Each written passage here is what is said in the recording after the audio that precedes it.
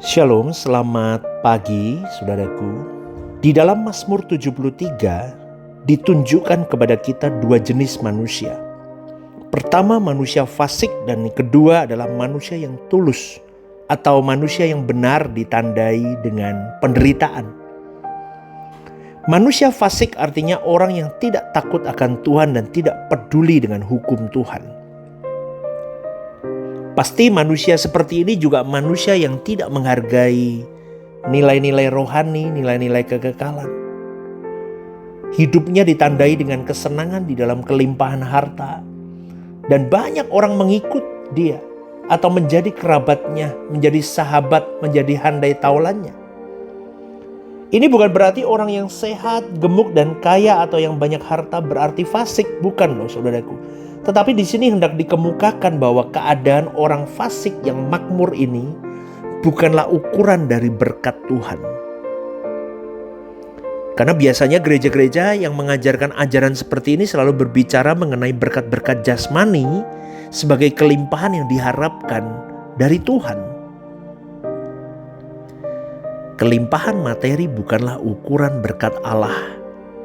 Justru bagi umat perjanjian baru, berkat Allah adalah kuasa hidup yang mempersiapkan kita ada di dalam kerajaannya suatu saat nanti. Sebab Allah yang benar tidak akan memberikan berkat materi tanpa usaha atau kerja keras. Amin, saudaraku. Jadi bagaimanapun kita tidak dapat menghindari kesulitan hidup yang juga dialami oleh manusia pada umumnya. Maka jangan berpikir karena kita Kristen, kita akan terhindar dari penderitaan yang dialami oleh manusia pada umumnya. Malah dengan berpikir secara realistis dari aspek ini, kita bisa diarahkan oleh Tuhan untuk menunjukkan fokus kita kepada kehidupan yang akan datang di langit baru, bumi baru.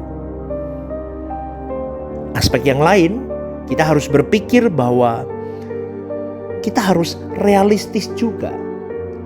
Yang ini istimewa sebagai orang percaya bahwa ada kehadiran Allah dalam kehidupan ini melalui segala peristiwa yang kita alami, yang akan membawa kita kepada kerajaan Allah.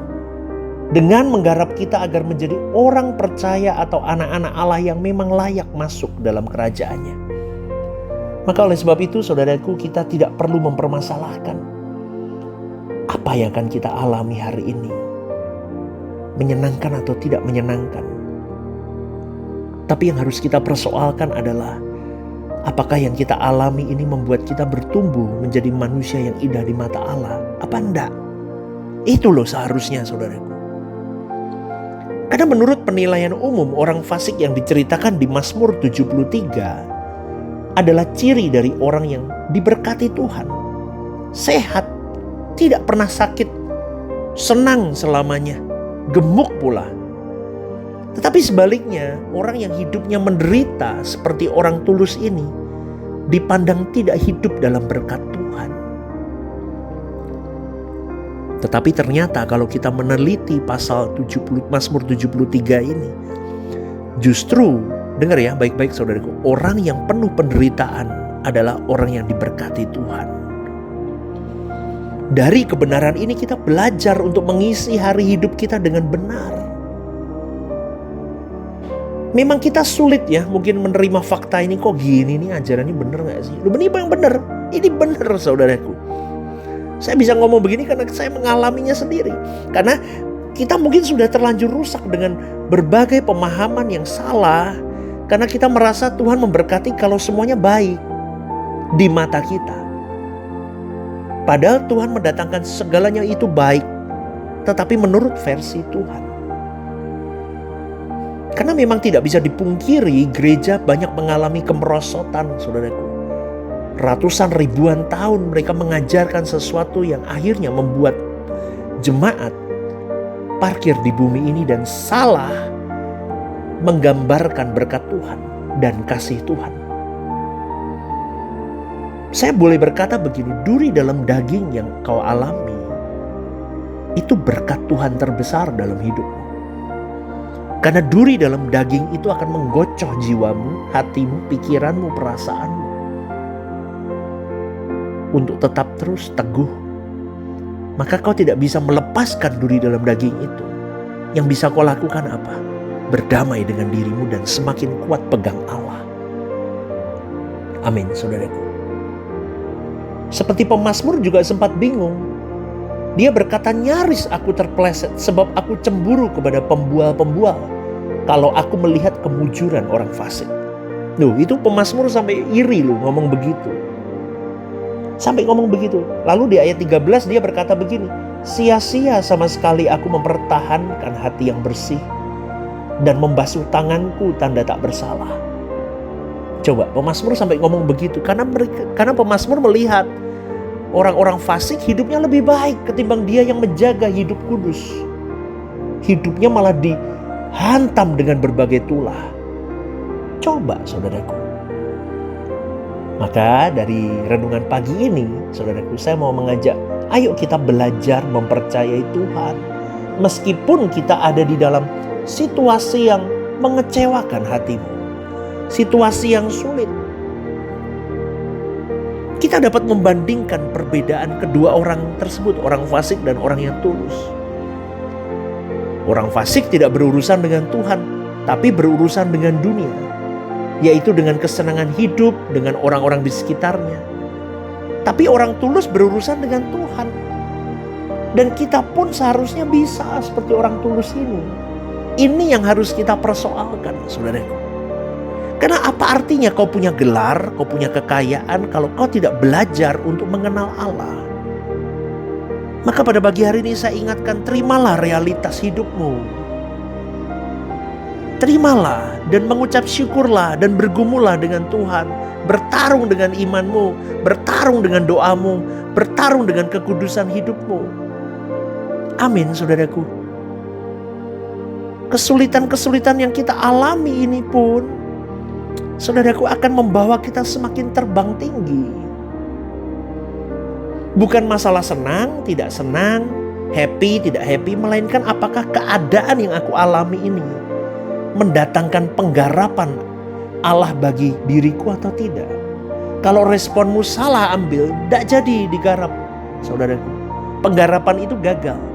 Tetapi kalau responmu benar, penggarapan Allah melalui kesulitan hidup yang kau alami hari ini akan optimal. Amin, saudaraku. Terima realita keadilan Allah yang melalui semua peristiwa itu kita disempurnakan jadi indah. Tidak mungkin Tuhan rancangin yang buruk sama kita. Kita kan diberi kehendak bebas, kita pilih sendiri, salah sendiri, terus kita nyalain Tuhan, kan gak bener.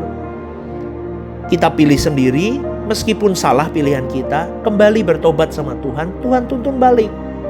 Gimana caranya menyelesaikan kesalahan, membereskan kesalahan yang sudah kita buat dari keputusan yang salah yang kita ambil. Itu dewasa. Tapi kita belajar sama Roh Kudus. Next, aku gak mau jalan sendiri tanpa Tuhan. Aku mau dengar-dengaran sama Roh Kudus. Maka gak salah lagi, salah pilih. Loh, tapi aku dengar-dengaran sama Roh Kudus kok sulit juga hidupku. Ya gak apa-apa, itu cara Tuhan untuk semakin kau dan saya semakin sempurna, semakin indah. Maka kalau kita mau di kawasan Tuhan, ada di kawasan Tuhan, kita harus terima realita. Jangan menggerutu, jangan mengumpat, jangan mempertanyakan. Why Lord? Gak perlu. Amin. Jalani bersama dengan Tuhan. Dan ada satu realitas lainnya, yaitu Allah itu hadir, saudaraku. Melalui semua peristiwa Allah mau menyempurnakan kita. Kau mau salah pilih, karena kau tidak mengandalkan Roh Kudus, Allah tetap hadir.